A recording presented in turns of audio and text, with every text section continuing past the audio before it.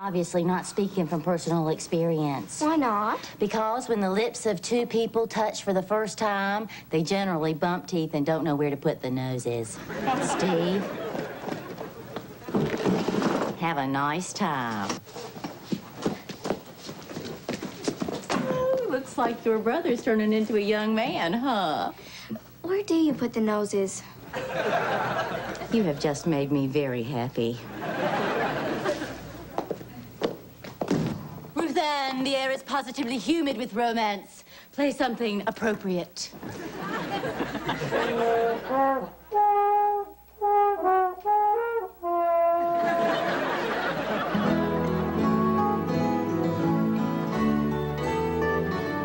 I wonder if Steven Floyd will fall in love for the first time tonight, Mama. I remember the first time I fell in love.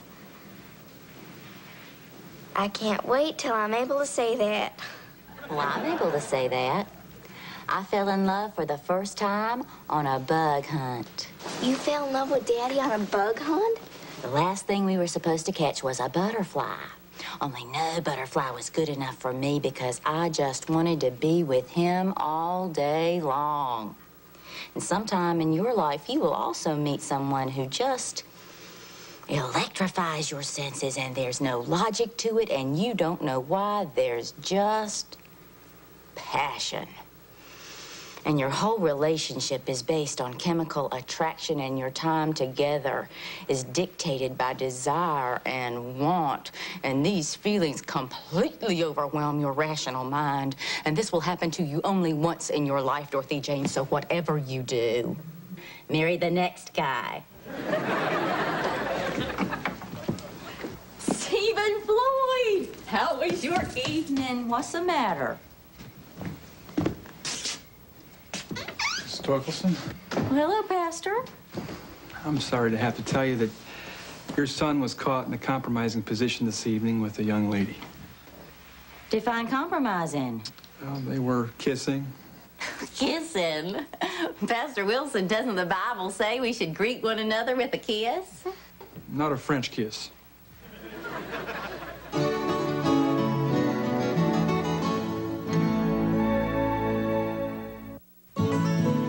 French kissing on a hayride.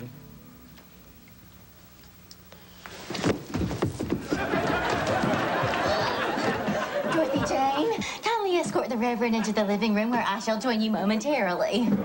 Certainly, Mother. This way, please. She is an excellent mother. Oh, I'm sure.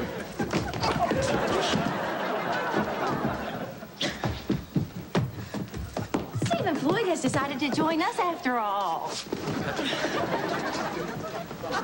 Dorothy Jane, I'm sure the Reverend would appreciate a glass of tea. And you probably want me to get it.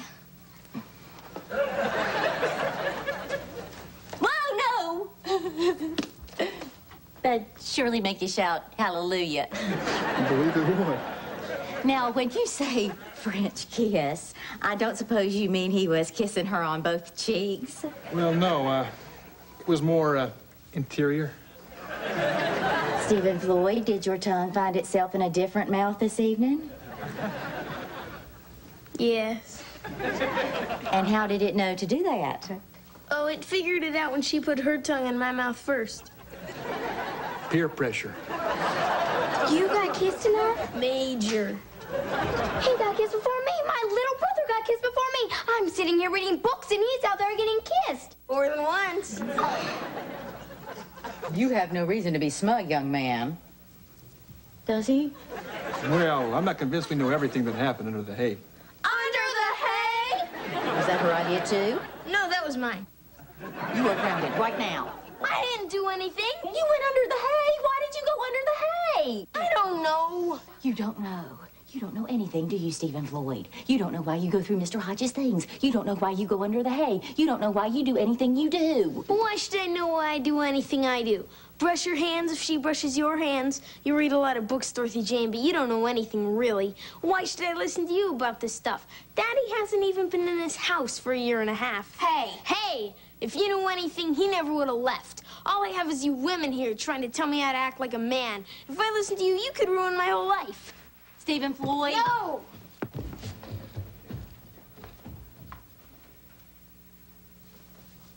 Well, I guess my work is done. Yeah, well, mine never seems to end. It wasn't my intention to upset you, Mrs. Torkelson.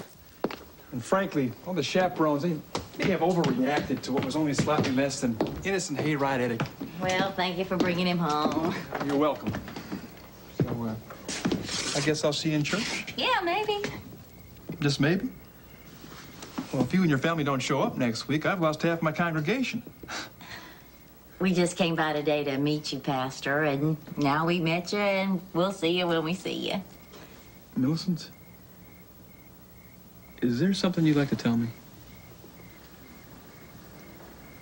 Are you asking me personally, or is your meter running? Whichever you need.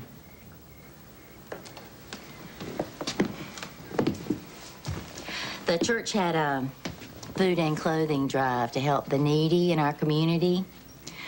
We gave clothes the kids had outgrown, shoes, some of my spicy pickled eggplant. Well, Christmas morning, we find a package out here. Toys, clothes, a jar of my spicy pickled eggplant. We haven't been back till this morning. I'm sorry. That must have hurt a woman such as yourself. But I'm sure they thought they saw a need. Yeah, well, that's the part that hurts the most. Well, I hope you'll give us another chance. My time here will be far less interesting without you. Oh, you have a piece of hay. Where?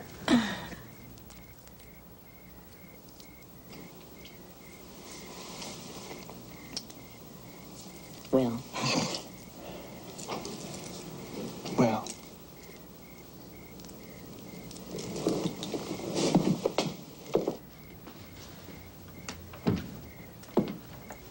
Well.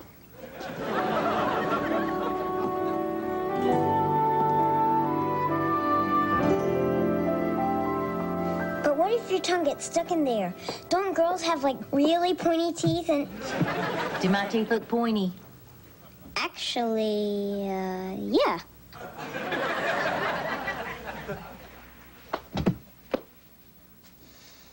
You here to punish me?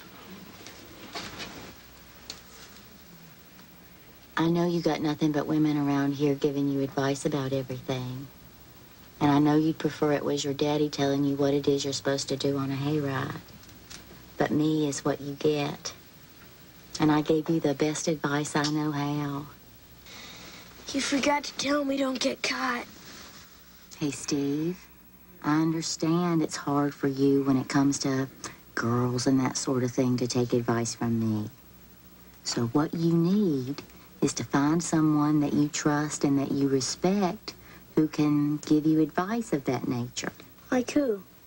We got Mr. Hodges living right in this house, and you already know a lot about him since you went through his things. Which, by the way, I explained to him that he's the first man living here since your father left, so there's a natural fascination on your part, which he seemed to understand.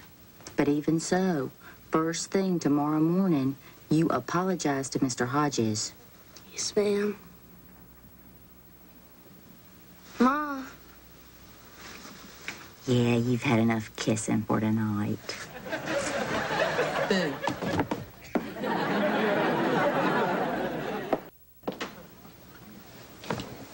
All this trouble over kissing?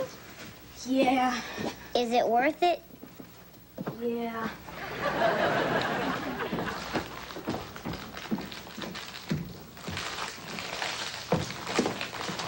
Hey, Mr. Hodges. Hey, Steven Floyd.